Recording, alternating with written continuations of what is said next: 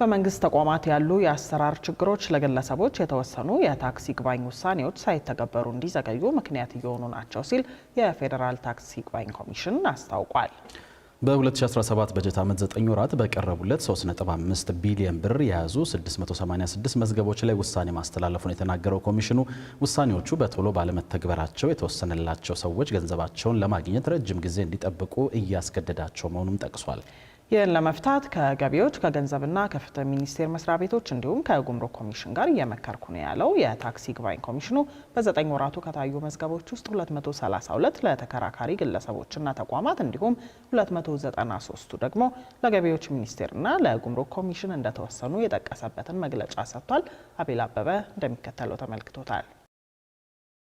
የፌዴራል ታክስ ይግባኝ ኮሚሽን ባለፉት 6 ዓመታት ውስጥ 22 ቢሊዮን ብር የያዙ 6500 መዝገቦችን ተመልክቶ ውሳኔ ማሳለፉን አሳውቋል። ኮሚሽኑ የ2017 ዓ.ም የ9 ወራት የሥራ አፈጻጸሙን አስመልክቶ ዛሬ በሰጠው መግለጫ ላይ በእነዚህ 9 ወራት ውስጥ 9.9 ቢሊዮን ብር የያዙ 1144 የታክስ ይግባኝ መዝገቦች ቀርበውለት 3.5 ቢሊዮን ብር በያዙ 686 መዝገቦች ላይ ውሳኔ ማስተላለፉን ነው የተናገረው። በእነዚህ ወራት ውሳኔ ካገኙ የታክስ ይግባኝ መዝገቦች ውስጥ 210 በገቢዎች ሚኒስቴር 476ቱ ደግሞ በጉምሩክ ኮሚሽን ላይ የቀረቡ እንደነበሩ ያብራራው ኮሚሽኑ ከነዚህ መዝገቦች ውስጥ 232 መዝገቦች ለተከራካሪ ግለሰቦችና ተቋማት ሲወሰኑ 29 መዝገቦች በግለሰቦቹ ፍላጎት መቋረጣቸውንና ቀሪው 293 መዝገብ ለሁለቱ የመንግስት ተቋማት መወሰኑን ያሳወቀው ኦልሞስት ወደ 60% የሚሆነው ትክክል የሚሆን በፊት ወደ 90% ነበረ ሲጸና የነበረው። አሁን ግን በዝርዝር በዲቴይል ያው አቅምም እየጨመርን እያወቅን ስንመጣ ጊዜም እየተገኘ ሲመጣ የማሻሻል ስራ አለ። ቅድም እንዳልኩት አሁን ወደ 232 መዝገብ በዚህ አመት ሙሉ በሙሉ የተሻረላቸው ማለት ነው። እስካሁን እስካለው እስከ 9 ወሩ ከኮሚሽኑ የተገኘው መረጃ እንደሚያሳየው በ2016 በጀት ዓመት ለኮሚሽኑ ከቀረቡ ሰነዶች መካከል 2.6 ቢሊዮን ብር የያዙ 326 መዝገቦች ወደ ዘንድሮ በጀት ዓመት ዞረው በመታየት ላይ ናቸው። ከዚህ በተጨማሪ ዘንድሮ አዲስ የተከፈቱና 7.2 ቢሊዮን ብር የያዙ 818 አዳዲስ መዝገቦችን ጨምሮ በጥቅሉ ከ9 ቢሊዮን ብር በላይ የያዙ 1144 የታክስ ይግባኝ መዝገቦችን እያየ ያለው ኮሚሽኑ ከነዚህ ውስጥ 6 ቢሊዮን ብር የያዙ መዝገቦችን ወደ አራተኛው ሩብ ዓመት ማሻገሩን ተከትሎ ውሳኔ ሳያገኙ እየዘገዩ ያሉ መዝገቦች ጉዳይ ለምን የሚል ጥያቄን አስነስቶ ነበር። ወደ 458 መዝገቦች ናቸው ወደሚቀጥለው ሩብ ዓመት አራተኛው ሩብ ዓመት የተዘዋወሩት ወደ 6 ቢሊዮን የያዙ። የኛ የማስፈጸም አቅም ወይም የዳኞች ቁጥር ማነስ አይደለም እንዲሸጋገሩ ያደረጋቸው የግድ ማለፍ ያለባቸው ሂደት ስላለ ነው። አዋጁ በግልጽ አስቀምጦታል። 120 ቀን ነው የሚለው። ነገር ግን ጉዳዩ ውስብስብ ነው ብሎ ፕሬዝዳንቱ ካመነ በ2 ወር ሊያራዝመው ይችላል። ቀድመን የምንጨርሳቸው አሉ፣ 1 ዓመትም የሚወስዱብናል።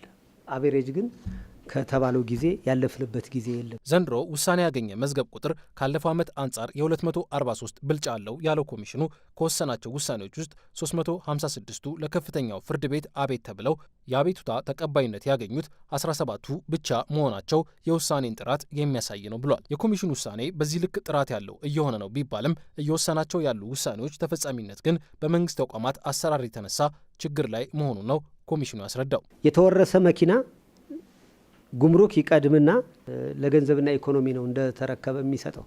ገንዘብና ኢኮኖሚ ደግሞ ለመንግስት ተቋማት ይመድባቸዋል መኪናዎቹ። እኛ መኪናዎቹ ይመለስ በምንልበት ጊዜ ብዙ ጊዜ የሚደረገው ባለው የገበያ ሁኔታ እየታየ ገንዘቡ ነው የሚከፈላቸው እንጂ መኪናዎቹ የማይገኙበት ሁኔታ አለ። ግን ገንዘቡን ከገንዘብና ኢኮኖሚ ለማውጣት የሚወስደው ጊዜ አፈጻጸሙን ያዘገይብናል። ንግዱ ማህበረሰብ ያው ገንዘቡ ለንግድ ስራ ስለሚውል በተባለው ጊዜ ውስጥ ማግኘት ይፈልጋል። በዚህ መካከል የሚፈጠር አለመግባባት አለ። እንደ ግብር አዋጁ ድንጋጌ የግብር ይግባኝ ጥያቄ ያላቸው ሰዎች ቅሬታቸው በገቢዎች ሚኒስቴር ላይ ከሆነ የተጣለባቸውን ግብር 50 በመቶ፣ ጥያቄ ያነሱት ደግሞ በጉምሩክ ኮሚሽን ላይ ከሆነ የተወሰነባቸውን 100 በመቶ ከከፈሉ በኋላ ነው ቅሬታቸውን ለግብር ይግባኝ ኮሚሽኑ ማቅረብ የሚችሉት። በፌዴራል ደረጃ የሚሰራው የግብር ይግባኝ ኮሚሽኑ በዚህ ዓመት 9 ወራት የቀረቡልኝ የይግባኝ መዝገቦች 1144 ናቸው ማለቱን ተከትሎ እውነት ያሉት ጥያቄዎች እነዚህ ብቻ ናቸው ወይ? ክሱን ለማስጨመር የሚያዘው የብር መጠንስ የይግባኝ ባዮች ቁጥር እንዲቀንስ ምክንያት አልሆነም ወይ ስንል ጥያቄ አንስተን ነበር። የማስያዝ አቅም ስለሌለን ይሄን ያክል ብር መዝገቡን የማንከፍት መሆኑን ብላችሁ ገልጻችሁ ጻፉልን የሚል ጥያቄ እየመጣ ነው ወደ ፍርድ ቤት። ግን ቅድም እንዳልኩ ፍርድ ቤትም ሆነ እኛ የምንመራው በወጣ ህግ ነው። ሴኪዩር ለማድረግ ነው። የመንግስት ሀሳብ የተወሰነ ነገር ይዞ ለመከራከር ነው።